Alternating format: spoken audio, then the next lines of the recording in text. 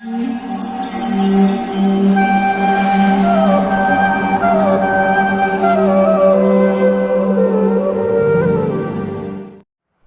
कृष्णा। स्वागत है हमारे आज के सत्र में आप सभी का। जैसा कि पिछले 7 अंकों से हम श्रील रूप गोस्वामी द्वारा रचित ग्रंथ श्री उपदेशामृत के 7 श्लोकों पर चर्चा कर चुके हैं और आज क्रम है 8वां श्लोक का, जो कि कुछ इस प्रकार से है। तन्नाम रूप चरितादि सुकीर्तनानु स्मृत्यो क्रमेण रसना मनसि नियोज्य तिष्ठन् व्रजे तदनुरागी जनानुगामी कालम नियोग खिलमित्युपदेश सारम। अर्थात इस श्लोक के द्वारा श्री रूप गोस्वामी जीव मात्र को एक ही उपदेश देना चाह रहे हैं, या तो यूं कहें कि अब तक जितना 7 श्लोकों में उन्होंने उपदेश किया उन सभी श्लोकों का सार केवल और केवल यही है कि हमारी जिह्वा को, हमारे चित्त को मन क्रम वचन से हम पूर्ण रूपेण कृष्ण समर्पित हो जाए।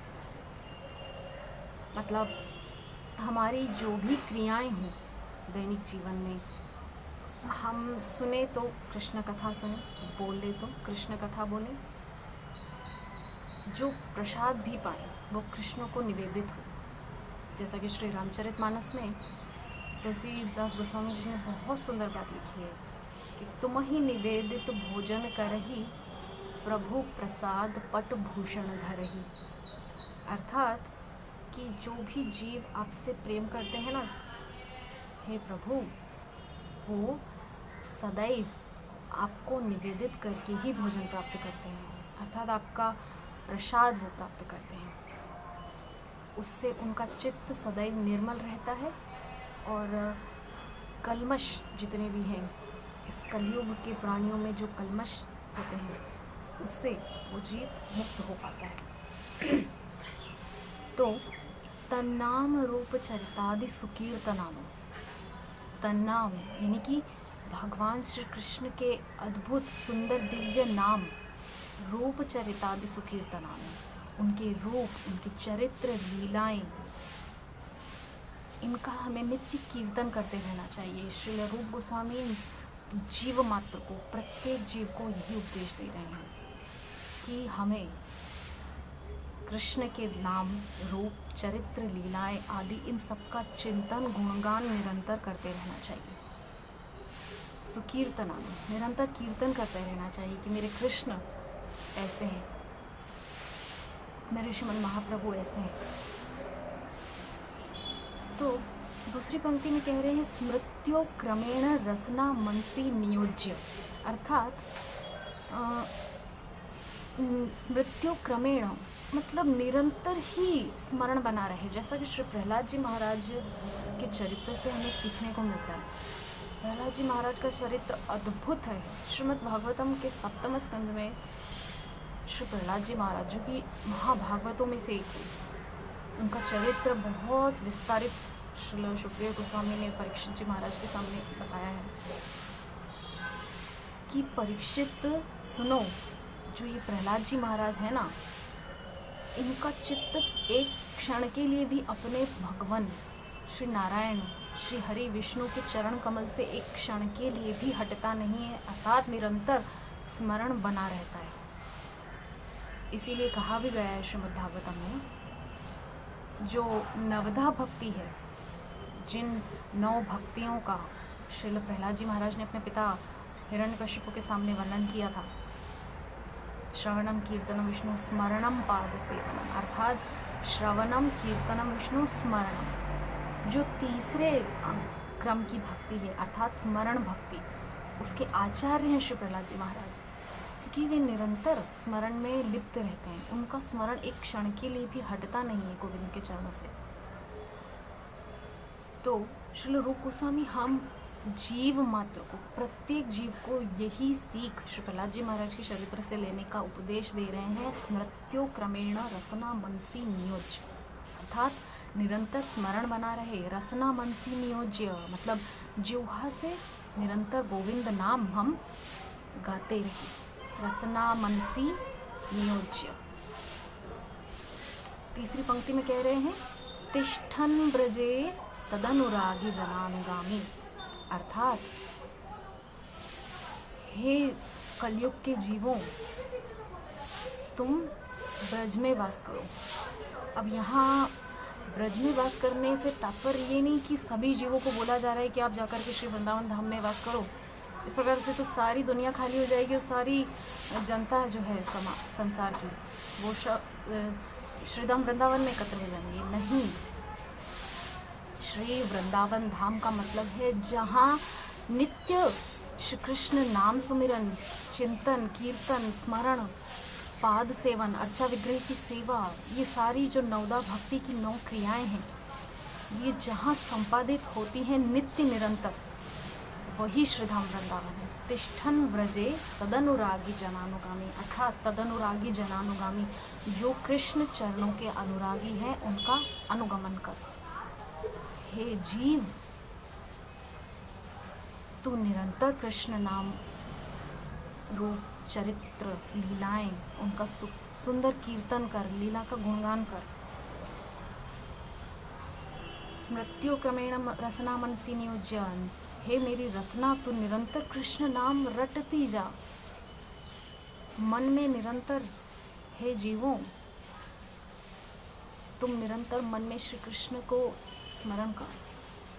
तिष्ठन ब्रजे तदनुरागी जनानुगामी, जहाँ जहाँ कृष्ण के चरणानुरागी अनुरागी भक्त रहते हैं उनका अनुगमन कर, श्रीधाम वृंदावन में वास कर। और अंतिम पंक्ति में श्री रूप गोस्वामी कह रहे हैं कालम नयेद खिलमित्युपदेश सारम, इस प्रकार से कालम नयेद, इस प्रकार से तू अपना 24 घंटे का समय जो है व्यतीत कर। अर्थात श्री रूप गोस्वामी कहना चाह रहे हैं कि इस एक कार्य के अलावा और कुछ भी करने सोचने योग्य नहीं। कालम नयेद खिल मित्युपदेश सारम, जितना अखिल मित्युपदेश अखिलम इत्युपदेश सारम, अर्थात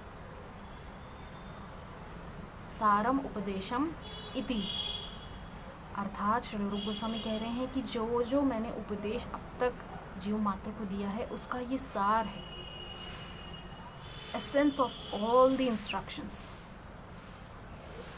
हे जीव, हे कलयुग के जीवों, अपना काल अर्थात अपना समय निरंतर कृष्ण नाम रूप चरित्र लीलाएं का सुंदर कीर्तन चिंतन स्मरण करने में लगाओ।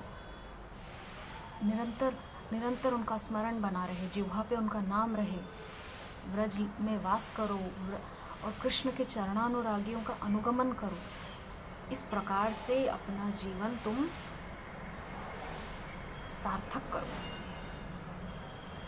और ऐसा क्यों कह रहे हैं श्री रूप गोस्वामी? श्रीमद् भगवद गीता में साक्षात श्री कृष्ण अर्जुन को कह रहे हैं कि यम यम वापि स्मरण भाव त्यजत्यन्ति कलेवरम तम तमेवैति कौन्तेय सदा तद्भाव भाविता, अर्थात हे कौन्तेय, हे कुंती पुत्र अर्जुन, यम यम वापि स्मरण भाव, जिस जिस भाव को चित्त में रखते हुए ये जीव शरीर को त्यागता है,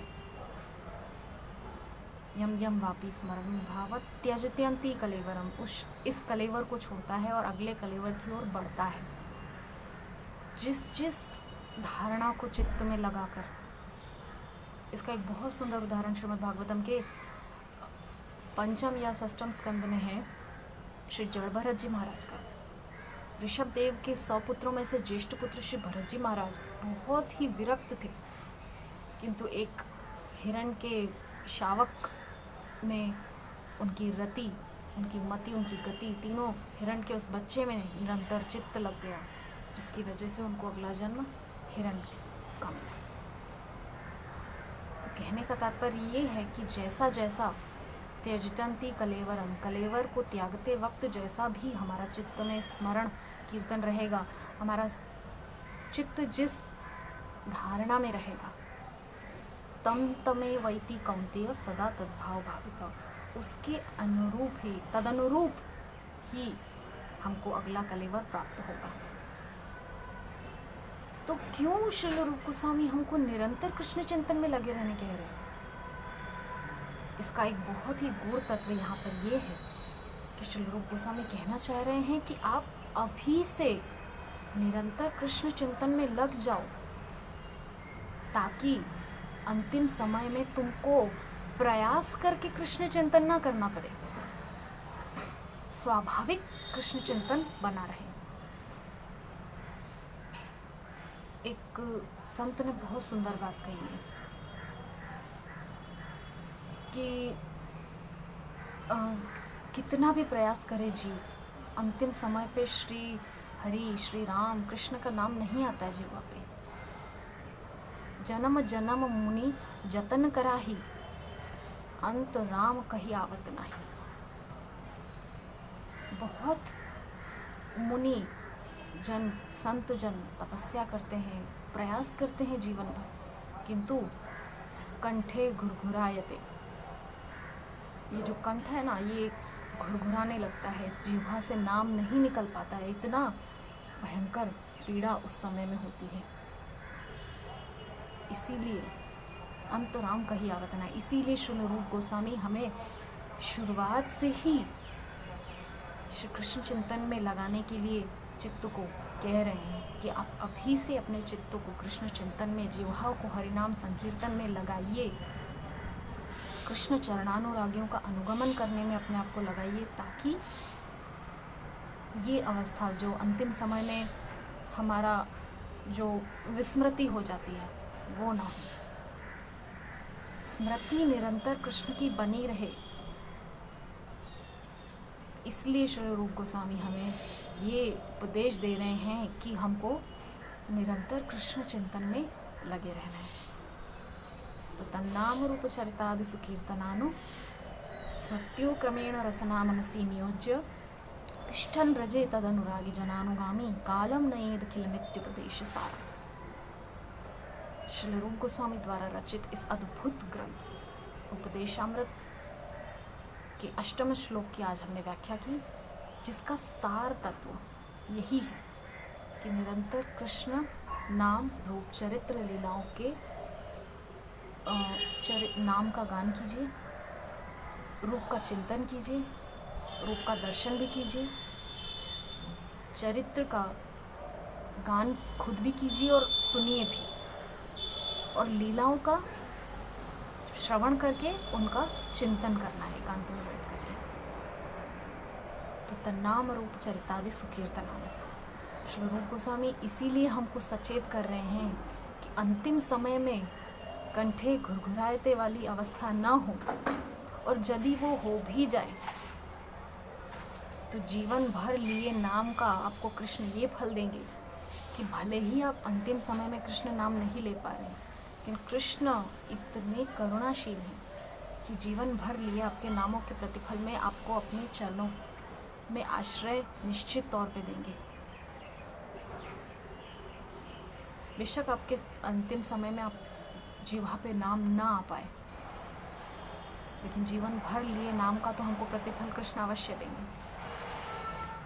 इसीलिए श्री रूप गोस्वामी कह रहे हैं कि अंतिम समय राम नाम आए ना आए क्या भरोसा है, इसलिए अभी से शुरुआत कीजिए और कृष्ण नाम के संकीर्तन में, रूप चरित्र लीलाओं के संकीर्तन में अपने आप को लगा दो। इत्युपदेश सारम, यही श्री रूप गोस्वामी द्वारा रचित उपदेशामृत का सार है। तो आज की इस व्याख्या को हम यहीं विराम देते हैं।